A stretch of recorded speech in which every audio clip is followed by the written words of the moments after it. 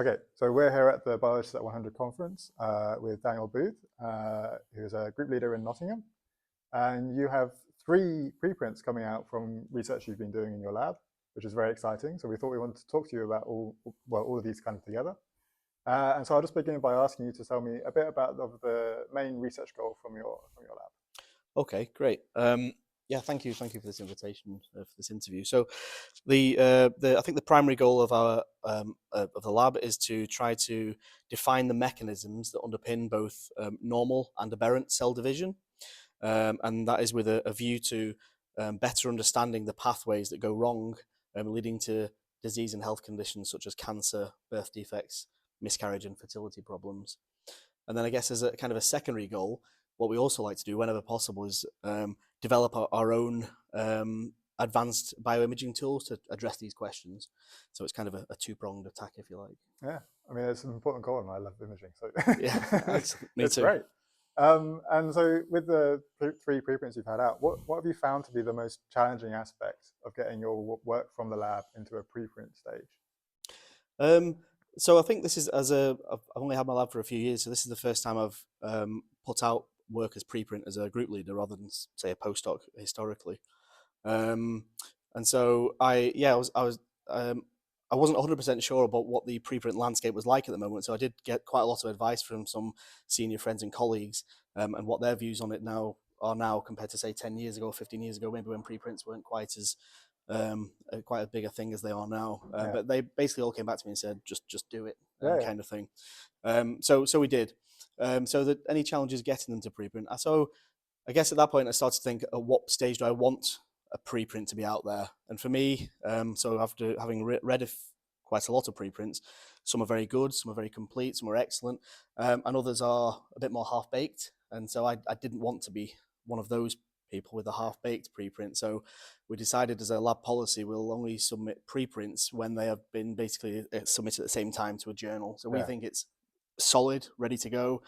A few nicks here and there that reviewers might pick up to be addressed as they normally would, but essentially it's very solid and ready to go. So we submit to our desired journal of choice at the same time within a few days, preprint at the same time. nice. That's the policy we've gone for. Yeah, and it's great to hear that your colleagues are very positive about preprints as well. Yeah, Yeah. basically, yeah.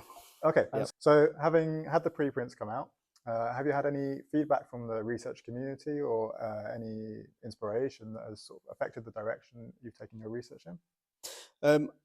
Perhaps not quite yet. So they've been in preprint for 2 or 3 months while we're now addressing reviewers' comments. So they're all doing kind of very well. And I think it's only now more recently we've had people coming to speak to us, either emailing us or actually at the conference since we've been here, saying, "Oh, I've read your preprint. It's complimentary and it's very nice.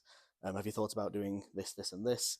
But only positive things so far, and it's it probably has helped engage in some conversations that perhaps wouldn't have done if I hadn't gone to preprint, because Yeah, essentially all the reviewing would be going on behind closed doors, yeah, and nobody would know about the paper until it's published in 6 months' time if we're lucky. yeah. So that's kind of where I'm at the minute, I think. Yeah. I guess just leading from that, then, have you found, or do you think for the members of your lab or for yourself, that having these preprints out can benefit either yours or their careers in any way, in sort of a personal capacity? Yeah, I think so. So the projects are often quite short. I'm quite lucky at the moment that I have a fellowship which underpins a lot of the work in my lab, and it's 5 years. Yeah, But a lot of project grants, for example, the mean project grant length is around 2.8 to 3.2 years or something. So basically 3 years.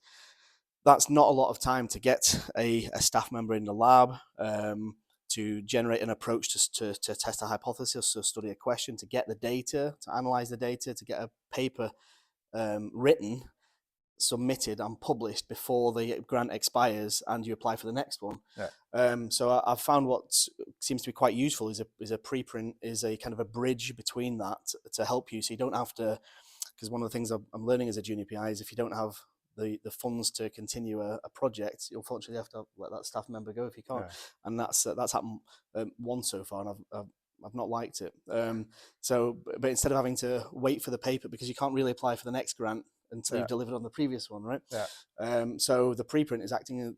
I find it's useful as acting as a credible bridge yeah, between grant applications. previously, perhaps during a project grant application, I'd have said we have a manuscript in preparation, which doesn't really offer very much because anybody could say that.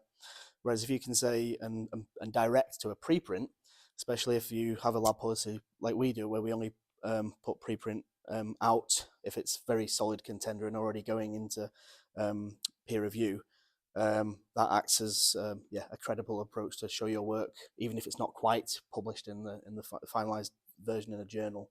So that's the way I'm sort of seeing it at the minute. And the same applies then, as it's a benefit not just to the lab for me, but also then for the guys in the lab. So if we can't renew their contract in time, at least they can go away with saying we've got a preprint, the work's here, it's strong, it's credible, it's submitted to, well, Nature Communications is where 2 of them are at the minute. And so even if I can't retain them, unfortunately, they've still got something to put on their CV as a really great achievement in that time. Yeah. Hopefully I can keep them, but it depends on the winning the next grant. Yeah. So Daniel, thank you very much for coming to do this interview with us today. We really appreciate your time and taking the time to come. As we said at the top of the interview, you have 3 preprints out, and I hear that one of them is going to be going to the Journal of Cell Science. So that's very exciting. Yep. We'll put all 3 links to the preprints in the comments of this video. And again, thank you so much for your time today, and I hope you enjoy the rest of the conference. Brilliant. Thank you very much. Cheers. All right.